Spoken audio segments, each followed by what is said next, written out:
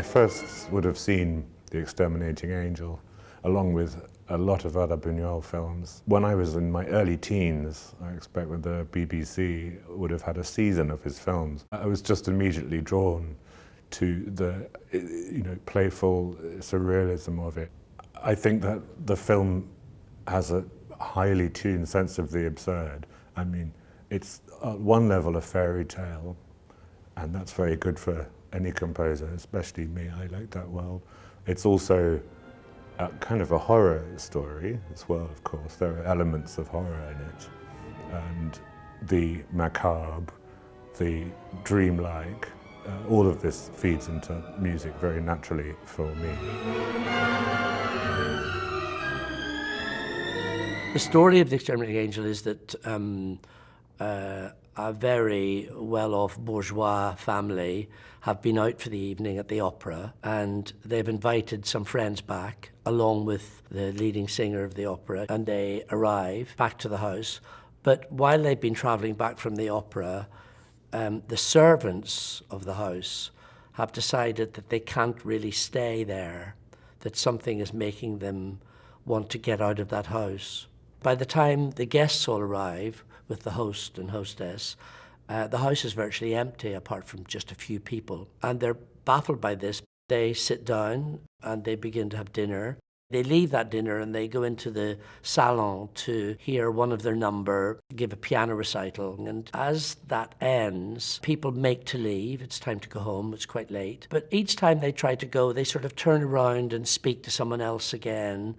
Or someone calls them and they run over and a conversation starts up again. And in this rather circular fashion, you realize, slowly but surely, that no one's actually going anywhere. They're not leaving the room. Something's stopping them.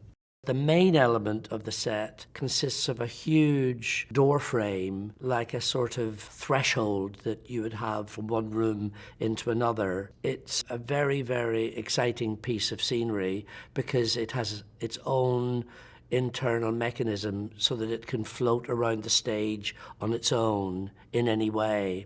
The costumes range from the late 1950s into the early 60s. I would say the main influence is the world of Balenciaga or Dior or the great couture designers.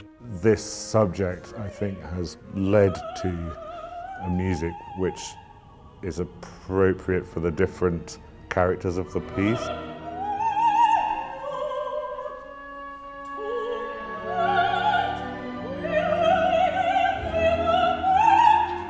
I mean, one of the things is all the characters on the stage think they're at an elegant party for most of the first act.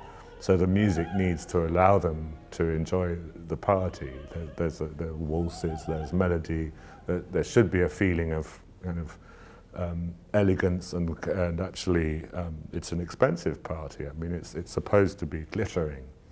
But at the same time, for the audience who kind of have a sense of what might be happening to them, that they've entered a kind of vortex of horror without knowing it, the music has these kind of undertones and it pulls downwards and there are these distortions.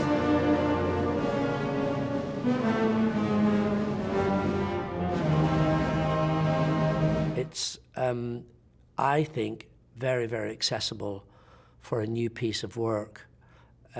It's a complex score, obviously, but thrilling.